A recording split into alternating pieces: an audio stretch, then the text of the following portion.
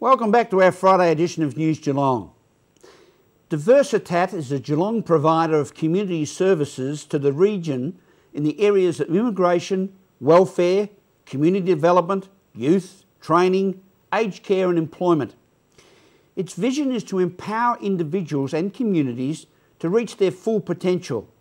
Meryl Friend reports. I'm here on the steps of the Geelong West Town Hall, and it is now the home of Diversitat, and they help refugees coming to Geelong to settle into the Geelong community with many, many different programs to help from banking and driving and getting jobs and homes. And I spoke with the CEO of Diversitat, Michael Martinez.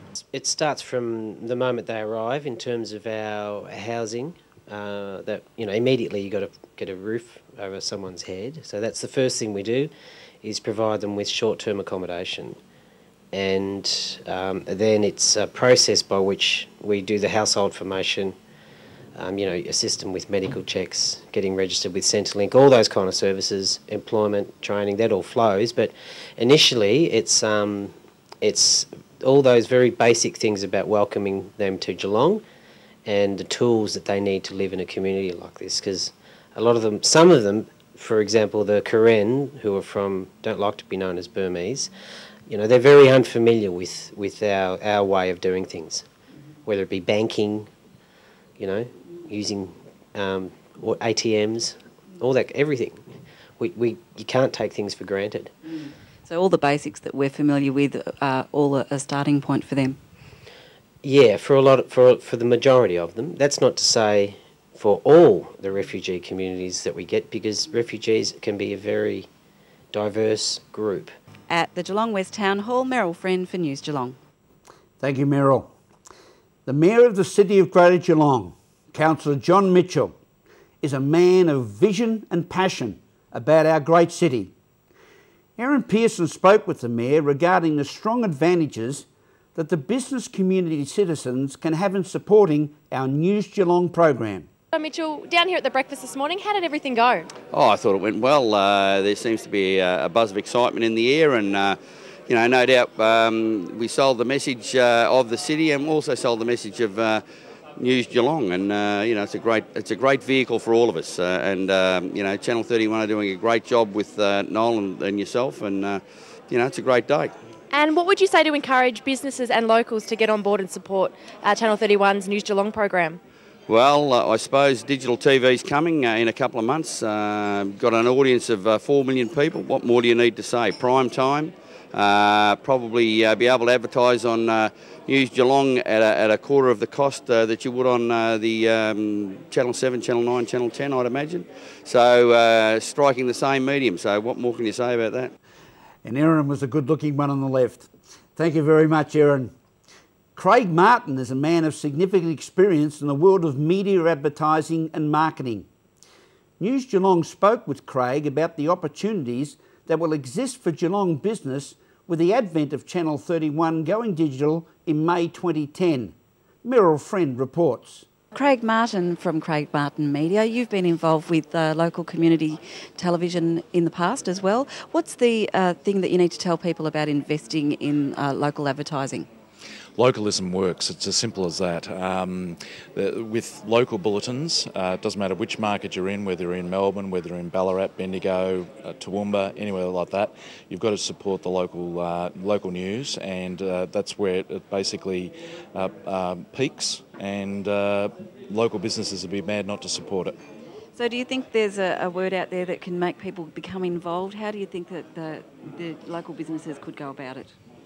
It's as simple as talking to the station and just seeing what sort of opportunities are out there. I mean, whether it's just purely 15 or 30-second advertising or whether it's sponsorship, but there'd be a direct correlation with supporting the local community and then also getting a return on investment, which is increased sales and store traffic and branding.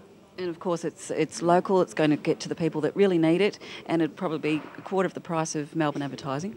Yeah, I'd say even less than that. I'd say probably a tenth of the price, because with Greater Melbourne, particularly with television, covers 4 million people, where locally down here it's 300,000, so it would be very, very cost effective.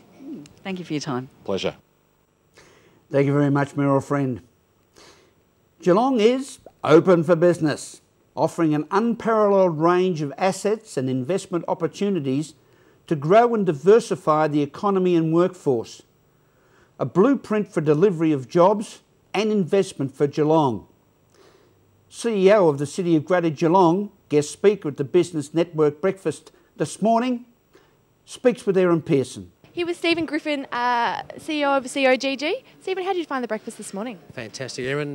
Great to have so many people from all over Geelong, but also from Melbourne as well. People are starting to realise the great opportunities here in Geelong. So the networking breakfast gives everyone an opportunity to get our information out there, but also understand what the opportunities are for them. Now, you spoke a lot about the future of Geelong. What are some of the things, apart from News Geelong, that are exciting you?